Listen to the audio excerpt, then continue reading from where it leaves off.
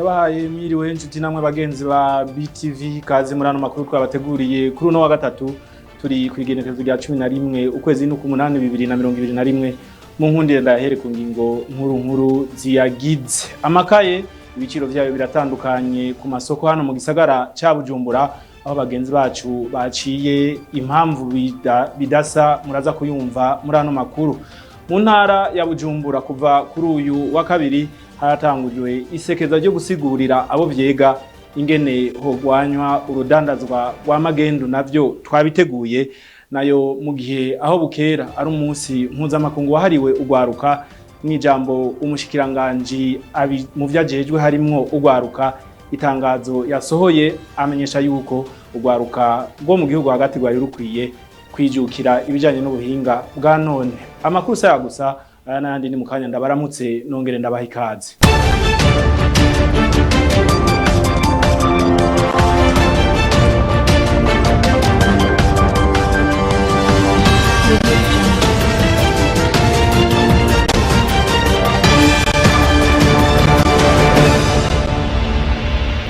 Ndasubiye kubaha ikaze ano makuru mugiye kuyashikirizwa na jewe Desire Sindihebura nari ndabibabwiye mu ngingo nkuru zigize ano makuru ibiciro biratandukanye ku makaye aho twaciye hano mu gisagara ca Bujumbura bamwe mu badandaza bavuga yuko ivyo biciro babiduza bivanye n'amafaranga bakwa aho basanzwe badandariza ayo makaye ivyo biruko mu gihe ikigo kijejwe gukora amakaye Pakobo hano mu Burundi cyo cyashinze ibiciro ntabanduka ni nkuru tubaza Bercy Joel Niyonzima mu gisagara ca Bujumbura ibiciro vy'amakaye biratandukanye mu bibanza bidandarizwamwo amakaye aho imbonesha kure BTV yaciye nkahoze isoko nkuru ya Bujumbura no ku isoko ya Kotebu ibintu biruko ikaye y'impapuro 100 idandazwa hagati y'igihumbi n'amajana 2 n'igihumbi n'amajana 4 ikaye y'impapuro 60 idandazwa amafaranga ari hagati y'amajana 9 n'igihumbi n'amajana 2 nayo ikaye y'impapuro 48 kuri abo badandaza igugwa hagati y'amajana 8 n'igihumbi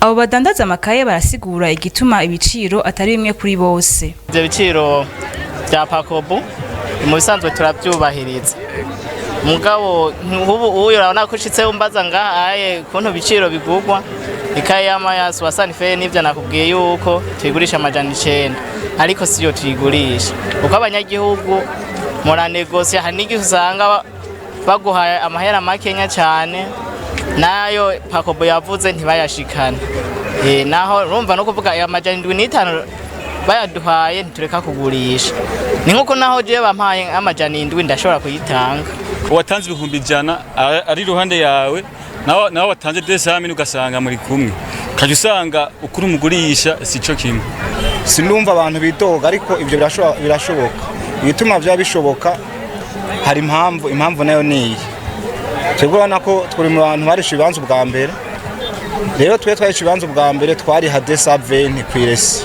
baje muri meri bari hijana ucu usanga batanga ikaye ku mahera makeya uko bavuga bati twatanze amahera makeya mugatwe natwe tweko yatwarishe 220 tuvuga tuti tuca tutanaza ikaye ku giciro kitecho kimwe n'uwundi kubera tuvuga tuti reka turaye uko tworekipera natwe amahera twatanga biruko mu gihe ihinguriro Pakobo rikora ayo makaye ryashinze ibiciro vy'ayo makaye uku gukurikira ikaye y'impapuro 100 itegezwa kudandazwa amafaranga 1200 y'impapuro 60 amafaranga amajana 750 nayo ikaye y'impapuro 48 amafaranga angana n'amajana 550 nari nabibabwiye mu ntango zano makuru ikigo kijejwe gutoza amakori n'amatagisi mu Burundi OBR caratanguje isekeza ryo gusigurira inzego zitandukanye nabo vyega ibijanye no kugwanya urudandazwa rw'amagendu canke urudandazwa bwo mu kinywabi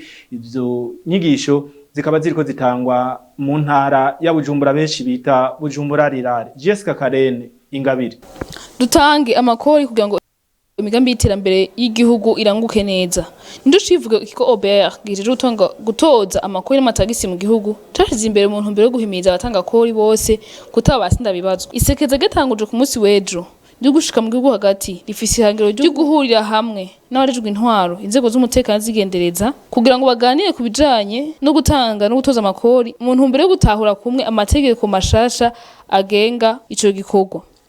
Nyakubahwa umuhanuzi w'intara ya Bujumbura akengurutse ko vy'ikigo Obert kuko hagaragaye iterambere kuko amahera yahabwa amakomine yavuye kuri 50 aja kuri 500. Stanley Ngendakumana umuyobozi ryo kumenyesha amakuru akaba n'umuvugizi wa Obert kw'izina rya komiseri w'ico kigo yasabye ko abo bubahwa batodendebukirwa mu kugwanya aho karanda kuko uwuragira iyiwe ntatinya igikonyozi. Ico gikorwa gisaba ukwitanga kudasanzwe nk'uko abivuga. Intumbero nyamukuru niyo kubibutsa uruhara rwabo umwe wese mu mirimo ajejwe kugira ngo ashigikire itozwa neza ry'amakori n'amatagisi. Turiko turaca hirya no hino mbere ibijanye n'amategeko mashasha agenga amakori n'amatagisi aho onye ni nko kwibutsanya kuko nta vyinshi bihambaye vyahindutse atari uko dusaba umwe wese gufata nkama ibiri mu mategeko kuko igihugu gishingiye ku mategeko. Umwe wese muri iyo mirimo rero akaba ajejwe gukurikiza ayo mategeko no kuyahagararira mu mirimo ajejwe. Nivyo rero turiko turaganira kandi bariko barabitahura neza cyane gose kiretse yuko haraho usanga rimwe na rimwe hari akagiye karacamwo nta ngorana hanini yari ihari. Biri mu ntumbero rero yisekeza ikigo Obert catanguye muri uwo mwaka w'ibihumbi 2021 ushira w'ibihumbi 2022 kugira ngo abo dusanzwe dukorana bose ku rubuga rw'amakori n'amatagisi bamenye tugume twigishanya twibutsanya umwe wese icajejwe kugira ngo ihangiro ryo gutoza amakori n'amatagisi rigende neza. Bimwe mu bibazo byabajwe inyuma y'ivyigwa byatanzwe n'abahinga b'Ikigo Obert harimo uko amatagisi n'amakori azotangwa ari mu iteko rishasha rigenga uko amahera azokoreshwa na leta loi budgetaire haba azotangwa ku ngendeshwa mu ntumbero yo gusanura amabarabara hamwe n'ibijanye no kurihira akata ko kwivuriza ko ka muri ico kigo. Abarongoye abandi basavye ko amwe muri amatagisi yogabanwa canke ikingo kikazokwigizwa imbere co kuyariha. Umuyobozi aje kumesha amakuru mu kigo Obert yishuye ko Obert atabasha na buto ifise mu kugabanya canke kongereza ikiringo kuko ari ikigo ca leta gishira mu ngira ibyo catumye.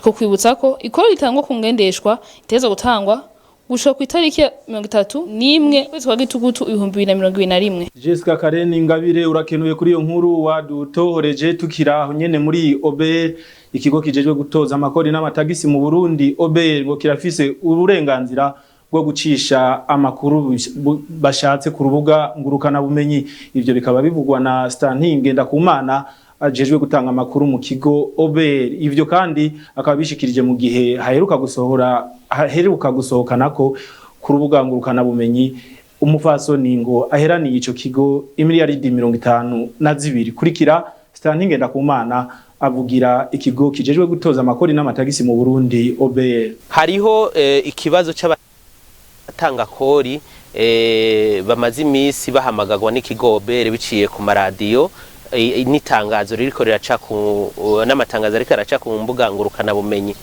Twagomba kumenyesha abarundi n'amakungu yuko ajya amatangazo ariyo kandi yashizwe ku mukono ku komiseri mukuru w'ikigo Obert. Muri ayo matangazo hariho umutanga kori umwe ikigo Obert cishuza amafaranga yoba yaba imiliyaridi 52. Ayo mafaranga muti yoba yaje gute mbega vyarinze bishikaho kubera iki? No bimenyesha yuko ayo mafaranga ari amafaranga yo muri dossier ihera mu bihumbi 2012 aho uwo mutanga kori vyigaragaje biciye mu matohoza y'ikigo Obert mu gisata gijejwe amatohoza yuko yategerezwa kuriha amande n'amakori n'amatagisi ajanye n'ivyo atari yakoze neza yagera ku miliyaridi 8.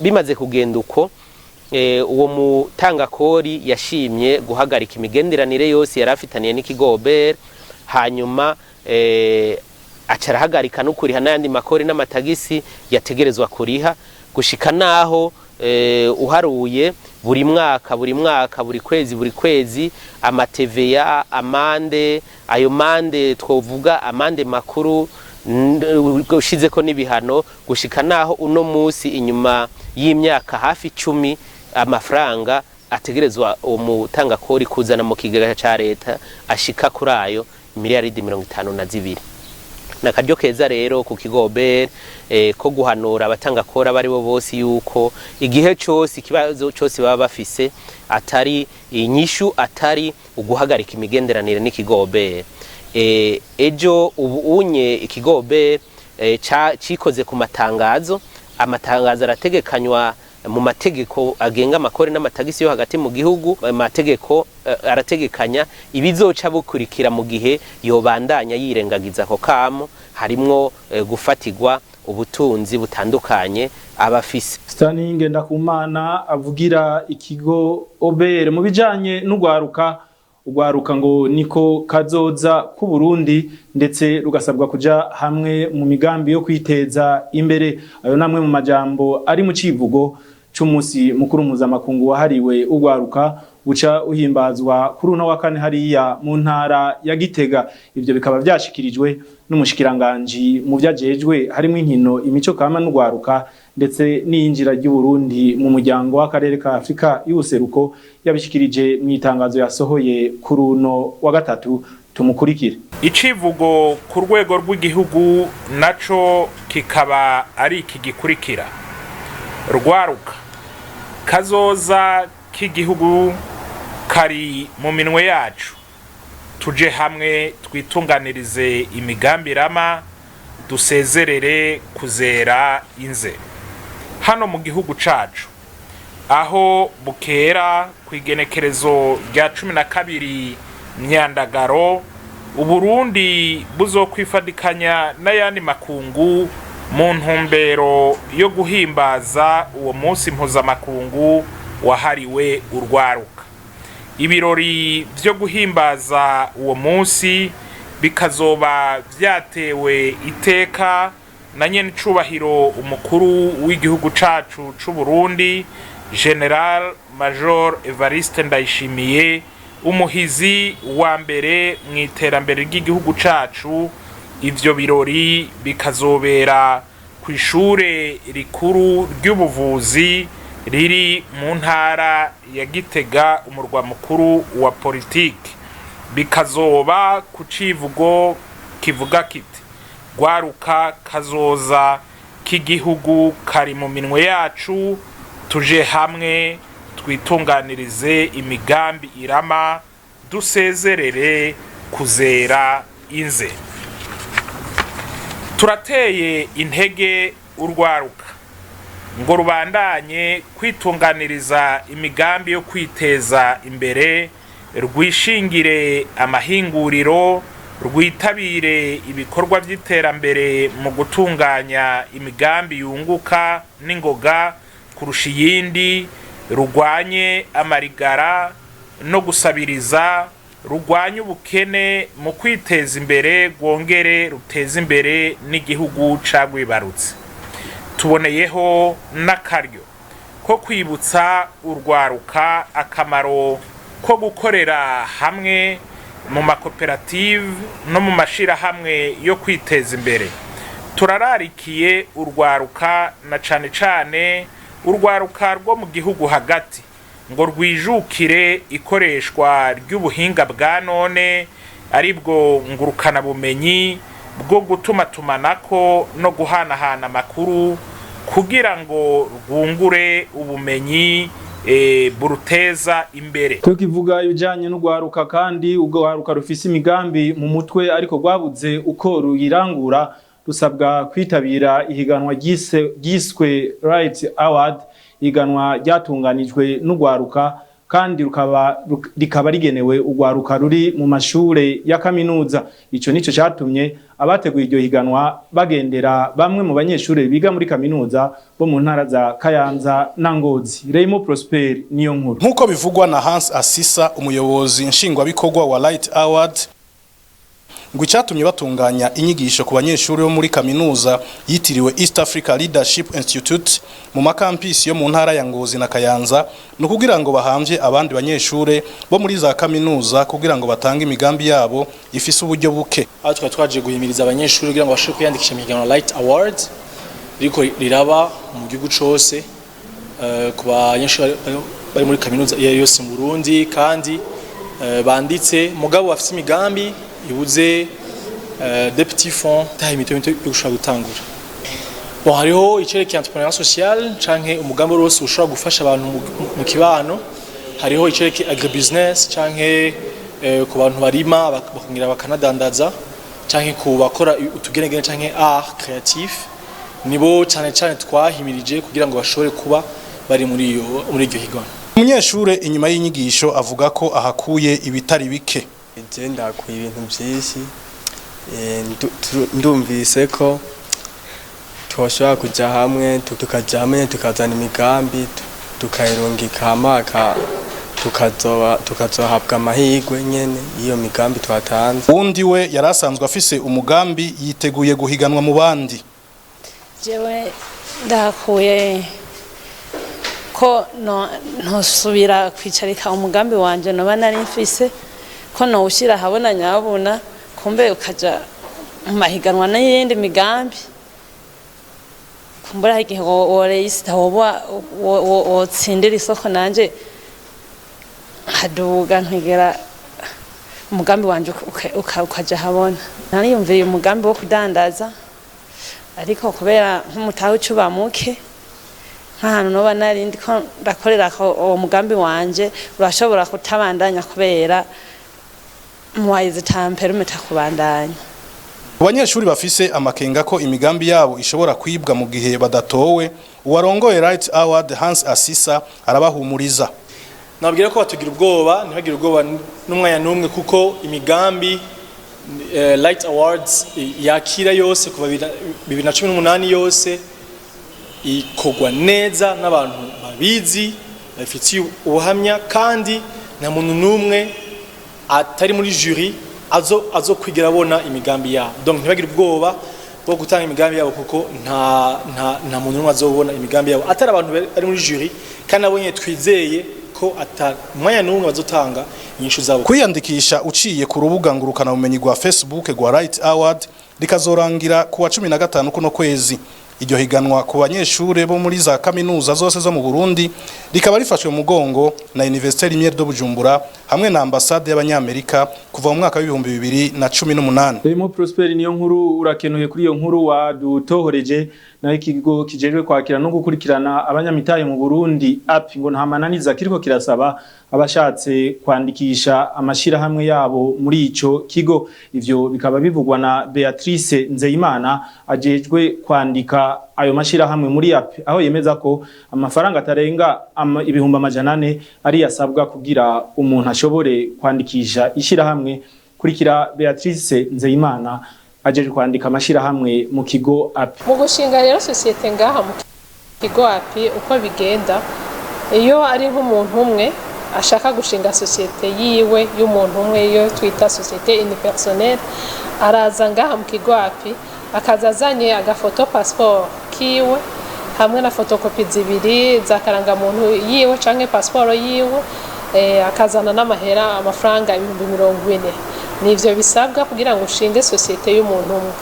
Iyo ari societe irimwo abantu benshi iyo twita societe anonyme canke societe de personnes à responsabilité limitée abo bantu iyo bishoboka ko bose baza ngaha mu kigo app baraza ngaha mu kigo app iyo ari nk'abantu 3, 5, 10 guto iyo bishoboka ko baza ngaha mu kigo app baraza ngaha kugira ngo bashobore gusinya ku statut ya societe yabo. Baza bazanye umwe wese fotokopi zibiri za karangamuntu canke passport yiwe. Hanyuma iyo societe nayo nyene mu kuyugurura bariha amafaranga 40,000. Ubwo birashobora gushika ko usanga abo bantu 10 canke barenga bagiye hamwe badashobora kuza bose ngaha mu kigo app. Muri ico gihe duca tubasaba yuko bagira inama y'abanwanyi bose, assemblée générale des actionnaires, bahagira assemblée générale constituante de la société. Iyo nama rero ifata ingingo yo gushinga iyo societe yabo bagaheza bagafata icegeranyo hama ico cegeranyo bakakijana kwa notaire. Bavuye kwa notaire rero baraba bashizemo muri ico cegeranyo uzoza ngaha muri api kwandikisha societe yabo. haraheze rero hagaca haza uyo muntu umwe bavuze muri ico cegeranyo akaza azanye ico cegeranyo caciye kwa notaire akazana rero n'ibimuranga novuga nti fotokopi zibiri za karangamuntu ziwe n'amahera 40,000 tugaheza tugaca twugurura iyo societe. Abo Kigo Api gikurikirana nibajya cyane baba bagarutse gusaba uburusho kuko hariho uburusho butangwa n'itegeko rigenga abanyamitahe uvuga code des investissements, les avantages du code des investissements.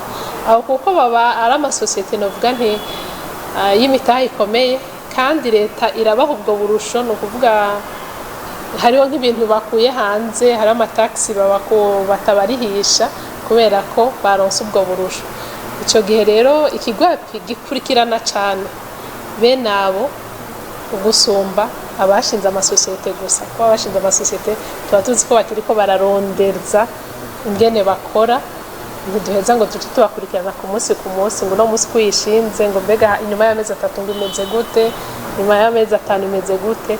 Ivyo ntavyo tugira mugabo iyo bagarutse gusaba uburusho aho rero duho duca tubakurikirana ku munsi.